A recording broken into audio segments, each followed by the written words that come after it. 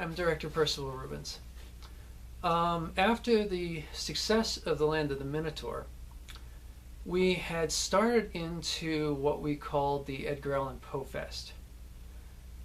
We literally shot something like 36 films based on H.P. Lovecraft, Edgar Allan Poe, Jean Sheridan Le Fanu, in a very short time frame.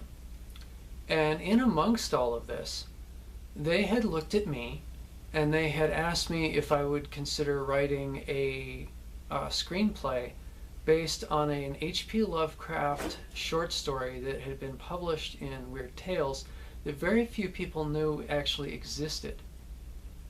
It was something like the Cult of the Crimson Medallion or something like that was the original title.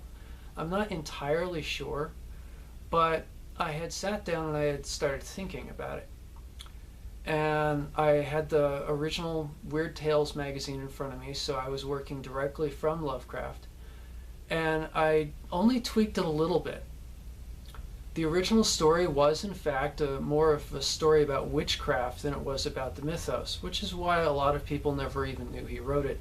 It was one of the few successes he had that was away from the mythos. And when I started working on it, I sat there going, you know, I did a film with Peter. I'd like to do a film with Chris. And I started writing Chris's character more based on who he is and how simple life could be in England.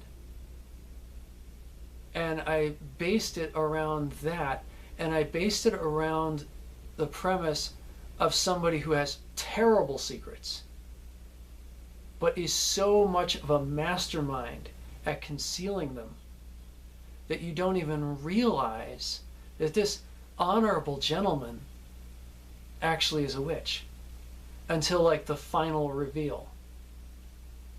And I'd worked a lot with Boris Karloff on many things, and I wanted to do a production with him. So I wrote a small piece with him in there. And once we had the main writing of the Crimson Altar done, and I of course got to again put on a pedestal my great friend Barb, and that was an absolute joy. She just absolutely loved doing the production.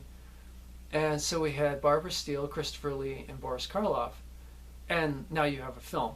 And all we needed was for them to accept it, and that took very little amount of time. I remember I was sitting in, I think it was Mario Bava's house, and I was talking with Chris. And I walked up to Christopher Lee and I said, I have written something. I'd like you to take a look at it. And he started reading it, and he stopped. And he said, this is interesting. You know, Chris, ever since you did the production of the Land of the Minotaur with Peter, I was kind of hoping that you would do something with me. And he started realizing that, you know, because I had written his name as the main part, and he sat there going, this is fantastic. And he said, I'm going to read all of this, but before I read this, I want you to call people into the room. So we brought in Mario Bava, Dario Argento, a few other directors and producers. We even brought in a few people from Hammer. And Christopher said, we are doing this production. I don't care what it takes. We are doing this film. And then he sat back and he started reading the whole thing. And once we had him on board, bringing in Barb was easy. And then talking briefly with Boris was just, this is absolutely fantastic. And Boris said, Christopher, you have created something fantastic here, but I want to add a little part to this that you kind of sort of missed. And I looked at Boris, and Peter said, oh yes, of course do. And everybody looked at me, and I said, okay, what am I doing in this film? And they said, you are going to be the mute boy. You're going to be my servant pushing me around in a wheelchair. And I said, fantastic. So I got to play Basil, the mute who pushes around Boris Karloff's character. And then we just had an absolute blast with the production.